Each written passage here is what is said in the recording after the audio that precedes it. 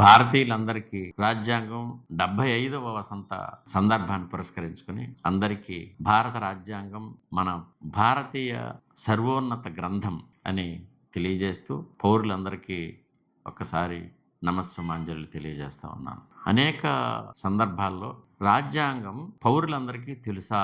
పౌరులకు తెలియని విషయం పట్ల మరి పాలనా రంగంలో ఉన్న మరి ముఖ్యంగా పోలీస్ రక్షణ వ్యవస్థ తప్పులు జరగకుండా ఎట్లాగా నిలువరించగలుగుతుంది అనే ప్రశ్న మనందరికీ సహజంగానే వస్తూ ఉంటుంది. ఏ చిన్న పొరపాటు జరిగినా చిన్నపాటి లేదా పెద్దది, ఇంకా చెప్పాలంటే ఇవాళ స్కాములు, ఇంకా పెద్దగా చెప్పాలండి, లేదా వైట్ కాలర్ నేరాలు, ఇవన్నీ కేవలం మనకి పదాలుగాను వాక్యాలుగానే తెలుసు తప్ప ఆ తప్పు జరగటానికి ఈ కారణభూతం తప్పు జరగకుండా మనిషి తనను తాను, మరి ముఖ్యంగా భారతీయులు తమను తాము తప్పు జరగకుండా నిలువరించుకోవటానికి కావలసిన రాజ్యాంగ విధానంలో ఉన్న చట్టాల గురించి లేశమాత్రపు అవగాహన కూడా లేకపోవటమే ఈనాటి భారతీయుల పరిస్థితి. ఉదాహరణకి నేను దేవుని దగ్గరికి వెళ్ళి దేవునితో నేను మొరపెట్టుకుంటూ ఉండగా నా జేబులో పర్సు కూడా తీసుకుపోతారు.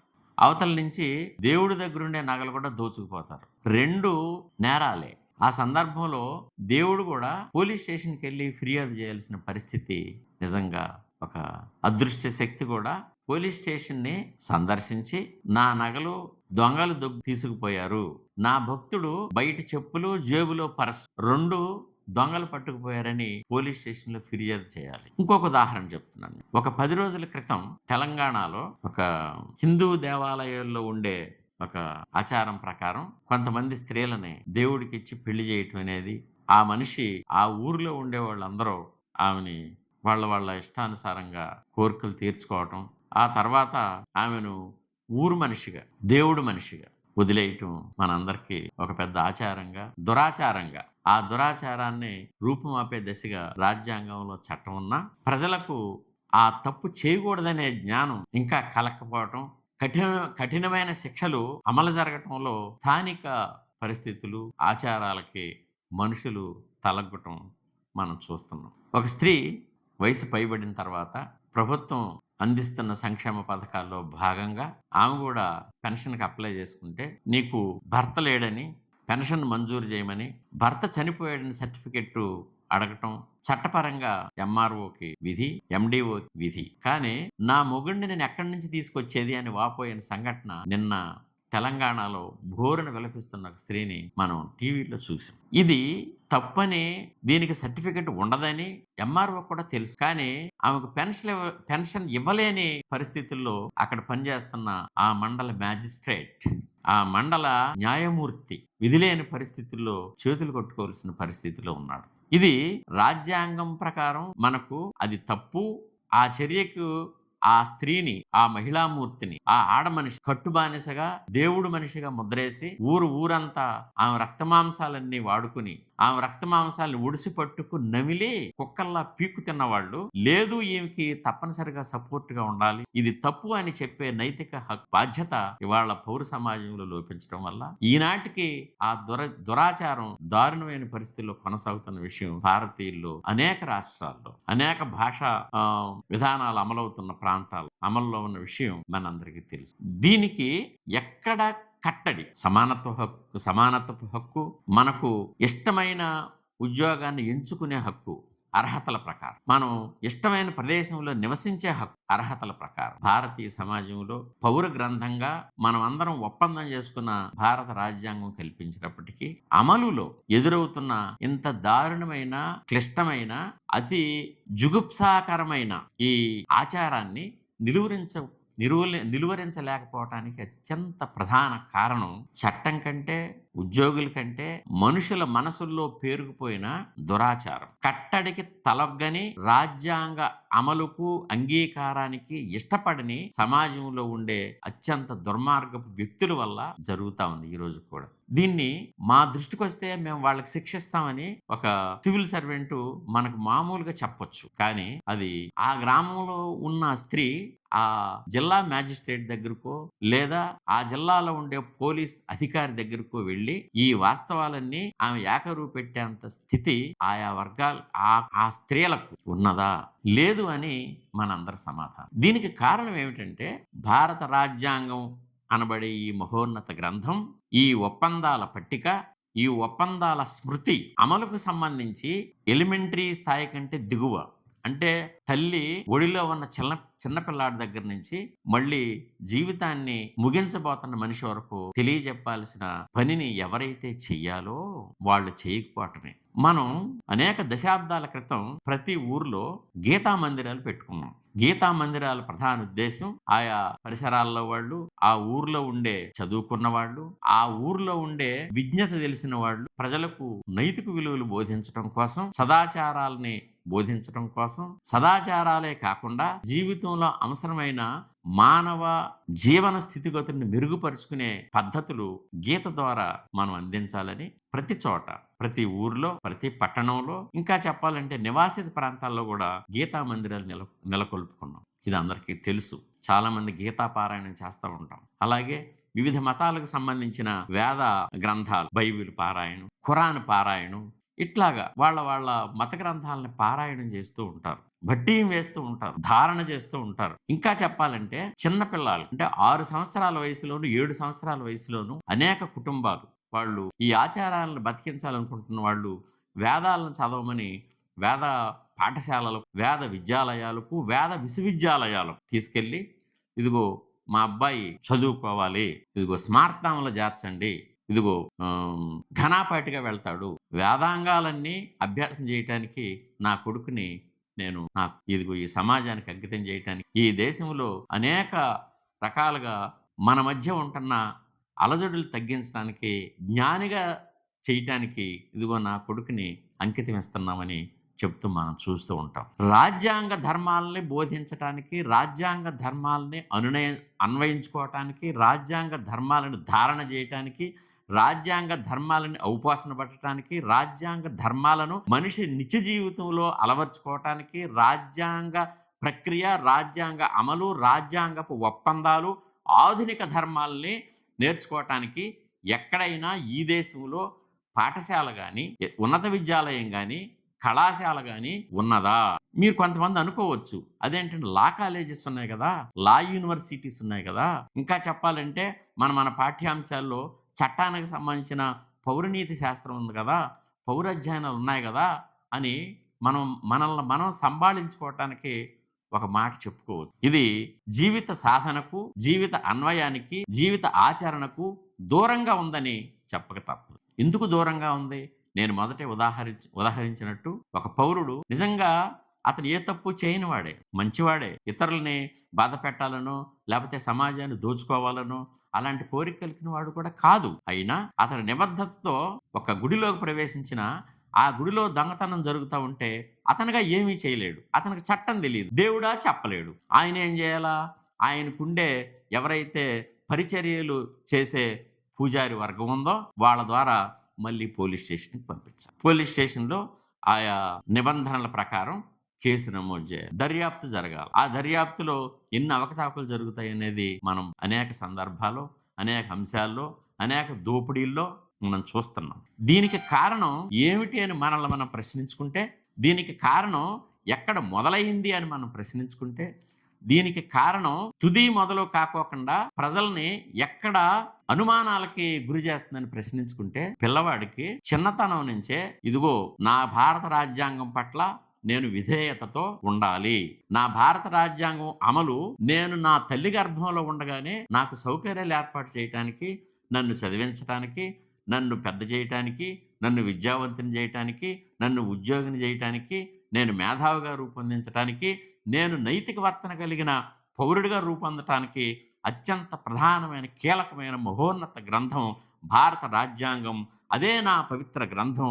ఆ పవిత్రత వల్లే మనిషిగా నేను పవిత్రత సాధించి ఈ భూమి మీద మనుగడ సాగించి తద్వారా జీవితానికి ముగింపు పలుకుతాననే జ్ఞానం భారతీయులకు కల్పించాల్సిన నైతిక బాధ్యత, కర్తవ్యం ఆయా విభాగాల్లో పనిచేస్తున్న కేవలం అధ్యాపక వర్గం మీద మాత్రమే కాదు, ఏదైతే నీతి శాస్త్రాన్ని బోధిస్తున్నామని చెప్తున్నారో ఈ నేను పదే ఒక్కడిని చెప్తున్న పూజారి వర్గం మీద మాత్రమే ఉన్నదనేది సుస్పష్టం. నిన్న గణతంత్ర దినోత్సవం 75వ గణతంత్ర దినోత్సవం సందర్భంగా మనం అనేక దేశాల నుంచి అతిథుల్ని తెచ్చుకుని ఎర్రకోట మీద దేశం యొక్క అభివృద్ధిని, దేశం యొక్క స్థితిగతుల్ని, రక్షణ విభాగాలను, రక్షణకు సంబంధించి ఈ దేశంలోనూ ఈ దేశానికి, ఈ దేశ పౌరులకు ఎటువంటి ప్రాధాన్యత కల్పిస్తున్నామో తెలియజేసే శకటాలను కూడా మనం ప్రదర్శించుకోవటం జరిగింది. అదే పెరేడ్లో భారత రాజ్యాంగ భీషణ ఘోష జరిగిందా?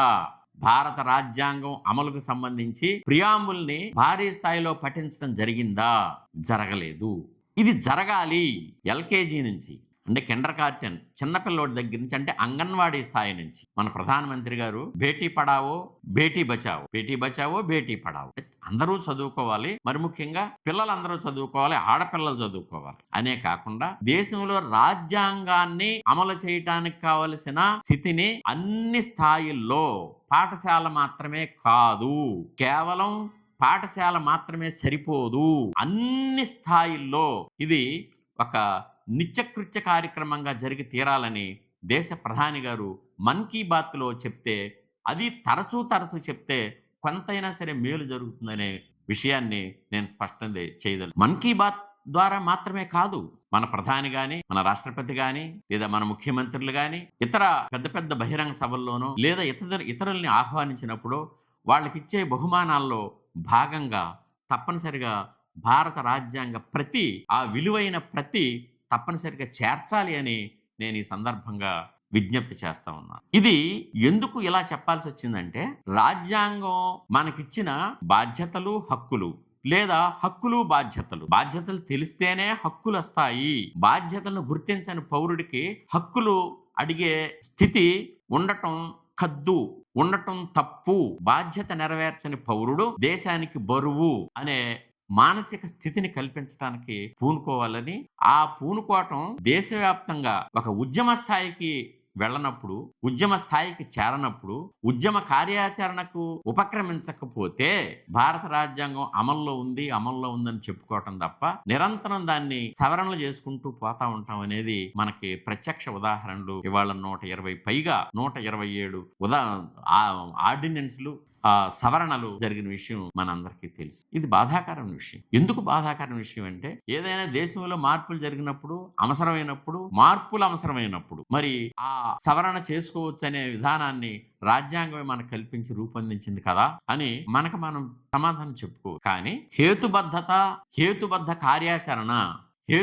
కార్యాచరణ ద్వారా పౌరుల్లో రావాల్సిన అత్యంత వివేచనాపూర్వక ఆలోచనల ద్వారాని మార్పుకు తీసుకురాని ఈ సవరణలు ఎవరికి మనం చేస్తున్నట్టు? సవరణల విధానాలు, సవరణల వెనక నడుస్తున్న చర్చలు, ఆ తీర్మానాల రూపకల్పనకు చేస్తున్న కృషి, ఇదంతా కూడా కింది స్థాయి నుంచి నడవాలి.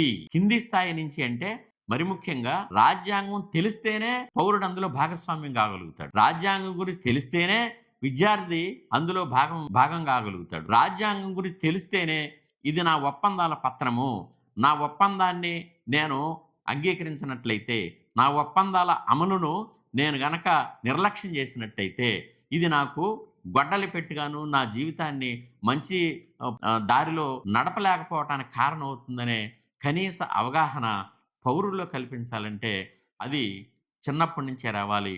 అందుకే ఈనాటి బాలలు రేపటి పౌరులు అనేటప్పుడు, ఈనాటి బాలలకు పౌర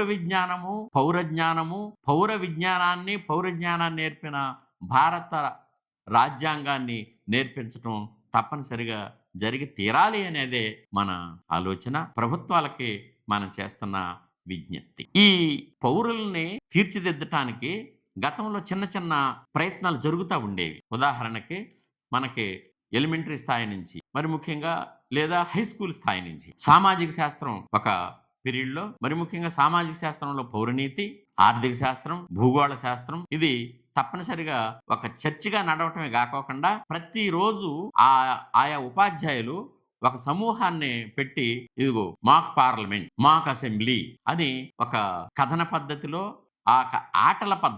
ఆటల పోటీల పద్ధతిలో నిర్వహిస్తూ ఉండేవాడు. కానీ ఇవాళ కార్పొరేట్ విద్య ప్రారంభమైన తర్వాత పిల్లలను తరగతి గదుల్లో బంధించి వాళ్ళకి అస్తమానం రుబ్బిన పాఠ్య పుస్తకాలని వాళ్ళను మెదళ్ళలో జొప్పించడానికి ప్రయత్నం చేయటం తప్ప, అంటే బట్టి వేయించడం తప్ప, వాళ్లకు సామాజిక శాస్త్రం పట్ల కనీస అవగాహన లేకుండా చేయటానికి ఈ కార్పొరేట్ విద్యా సంస్థలుగా చెప్పబడుతున్న ఈ నారాయణ, ఈ చైతన్య, ఆ ఆకాష్, ఇంకా వందల పేర్లు, ఇంకా వేల పేర్లు, వీళ్ళంతా కలిసి కృషి చేసి విద్యను అత్యంత ఖరీదైన దానిగా, నిజానికి విద్య అంటే తెలుసుకుని తెలియజెప్పటం. తెలుసుకుని తెలియజెప్పటమే కాకోకుండా తెలియజెప్పిన దాన్ని తెలుసుకుంటున్నవాడు సరిగ్గా వివేచనతోటి అర్థం చేసుకోగలుగుతున్నాడా? ఆ వివేచన అవతల వాడికి, అంటే విద్యార్థికి లేదా యువకుడికి లేదా సమాజంలో మన సమూహంలో సాధారణ పౌరులకు కలుగుతుందా అని పరిశీలించాల్సిన స్థితి నుంచి మార్కుల వేట, గ్రేడుల వేట, ఈ వేటకే మనల్నందరినీ ఉసిగొలిపి ఈ విద్యా వ్యాపారాన్ని తారాస్థాయికి తీసుకెళ్ళి 1,00,000 మందిని ఒకే గదిలో, ఒకే కాంపస్‌లో కూర్చోబెట్టి ఒకళ్ళకే హై గ్రేడ్ ఇచ్చి మిగిలిన వాళ్ళందరినీ అసమర్థులుగా చూపించి వీళ్ళందరి దగ్గర వేల లక్షల రూపాయల్లో వసూలు చేసి ఒకడినే మనకి ఎరగా వేసి చేస్తున్న ఈ విద్యా వ్యాపారం సామాజిక శాస్త్ర బోధనలో, సామాజిక శాస్త్ర బోధన అవగాహనలో ఎట్టి లాభాలు లేకోకుండా పౌరుల్ని తయారు చేస్తున్న మాట అందరికీ తెలుసు. అయినప్పటికీ ఎందుకు తల్లిదండ్రులు పిల్లల్ని ఆ వైపు నెడుతున్నారంటే, నేనేదో సాధించలేని విషయాన్ని నా కొడుకు సాధించాలి, నేను సాధించలేకపోయాను నా కూతురు సాధించాలి అని వాళ్ళ ఆత్మహత్యలకు కారకులవుతారు. దీన్ని సవరించుకోవాల్సిన అవసరం మనందరి మీద ఉంది. దీనికి కారణం భారత రాజ్యాంగం మనకి అందించిన వాస్తవ విజ్ఞానాన్ని 51A, 51AH ఈ విషయాన్ని విద్యాలయాలు సమగ్రంగా, సంతృప్తికరంగా ఆ క్షేత్రంలో ఉండే వాళ్ళకి తెలియజెప్పడంలో విఫలమవటమే. ఉపాధ్యాయులు, పూజారి వర్గం, ఇక్కడ ఏ మతానికి మినహాయింపు లేదు. మరొకసారి విన్నవిస్తాం. అది హిందూ మతమా, అది క్రైస్తవ మతమా, అది ముస్లిం మతమా, లేకపోతే అది బౌద్ధ మతమా, లేకపోతే మరొక మతం అని ఇక్కడ మనకి వివరాలు అవసరం లేదు. అక్కడ వివక్ష అంతకంటే అవసరం లేదు. రాజ్యాంగ అమలుకు సంబంధించిన నిర్మాణ క్రమాన్ని బాల్య దశ నుండి అమలు చేయటానికి కావలసిన పాఠ్య ప్రణాళిక తయారు చేసేందుకు రాష్ట్ర స్థాయిలోను, కేంద్ర స్థాయిలోను విద్యా పరిశోధక మండళ్లు, అంటే ఇంకా దగ్గర ఉదాహరణ చెప్పుకోవాలంటే SCERT, అలాగే NCERT, వీళ్ళు ఈ ప్రాథమిక దశలో పిల్లలకు అందించాల్సిన తీరుని తప్పనిసరిగా వాళ్ళు మానసికంగా ఎదగటానికి, మానసిక సంసిద్ధతతోటి భారతదేశంలో సరి అయిన, నీతివంతమైన, విద్యావంతమైన, విలువగల పౌరుడిగా నేను తయారవుతాననే స్థితిని కల్పించాలి. పూచి అందరి మీద కంటే కూడా మరి ముఖ్యంగా పూజారులు, ఉపాధ్యాయులు, వీళ్ళ మీద ఎక్కువగా ఉంది. ప్రతి చోట మనం ప్రయాణం చేసే బస్ స్టాండ్లో, బస్సుల్లో, పాఠ్యశాలల్లో, కార్యాలయాల్లో, ప్రతి చోట రాజ్యాంగాన్ని ప్రజలకి అందుబాటులో ఉంచేందుకు, రాజ్యాంగం ప్రతిపాదించిన, అంగీకరించిన, మనకు రూపొందించి ఇచ్చిన చట్టాలను అన్ని చోట్ల మరి డిస్ప్లే చేయాలి. స్లోగన్స్గా రూపొందించి వాటిని గోడల మీద రాయాలి. ఇంకా అనేక రూపాల్లో, ఫ్లిప్ చార్ట్ల రూపంలో, క్యాలెండర్ల రూపంలో, కరపత్రాల రూపంలో, చార్ట్ల రూపంలో, బొమ్మల రూపంలో, కథల రూపంలో, గేయాల రూపంలో, పాటల రూపంలో, ఇలా అన్ని రూపాల్లో ప్రజలకు అందేటట్టు చేయలేకపోవటం వలన రాజ్యాంగం అంటే ఏంటి అని వాళ్ళ పౌరుడు ప్రశ్నిస్తా ఉన్నాడు. అసలు ఈ దేశంలో ఉన్న 150 కోట్లలో కనీసం 5-6 కోట్ల మంది కన్నా భారత రాజ్యాంగం అనేది మనకి సంబంధించిన అంగీకార పత్రము, అంగీకార గ్రంథము, మహోన్నత గ్రంథము. ఈ దేశానికి బైబిల్ కంటే, ఖురాన్ కంటే, గీత కంటే, భారతం కంటే, భాగవతం కంటే, రామాయణం కంటే, మరొక మహోన్నత గ్రంథం కంటే కూడా భారత రాజ్యాంగం మాత్రమే మహోన్నత గ్రంథము. దీని ద్వారానే మనం ఈ పరిపాలన సాగుతూ ఉంది, దీని ద్వారానే జీవనం సాగుతూ ఉంది, దీని ద్వారానే జీవితంలో రావాల్సిన మార్పులు వస్తున్నాయి, దీని ద్వారానే దేశంలో రావాల్సిన మార్పులు వస్తున్నాయి, దీని ద్వారానే దేశంలో ఉన్న వ్యవస్థలు మొత్తం కూడా నడుస్తున్నాయనే ప్రాథమిక జ్ఞానాన్ని కల్పించలేకపోయిన స్థితి నుంచి బయటపడి ఆ కార్యాచరణకు పూరుకోవటం ఇవాళ మనందరి మీద ఉన్న కర్తవ్యం అని మరొక్కసారి అందరికీ నమస్కరించి విన్నవిస్తూ, ముఖ్యంగా ఈ రంగంలో పనిచేస్తున్న పాలనా సంస్కరణలకు దోహదం చేస్తున్న సివిల్ సర్వెంట్, పౌర సేవకులు సరి అయిన పద్ధతికి రూపకల్పన చేసినట్లయితే ఇది అమలుకు తప్పనిసరిగా నోచుకుంటుందని ఆశిస్తూ మరొకసారి అందరికీ భారతీయుల తరపున నమస్కరిస్తున్నాను.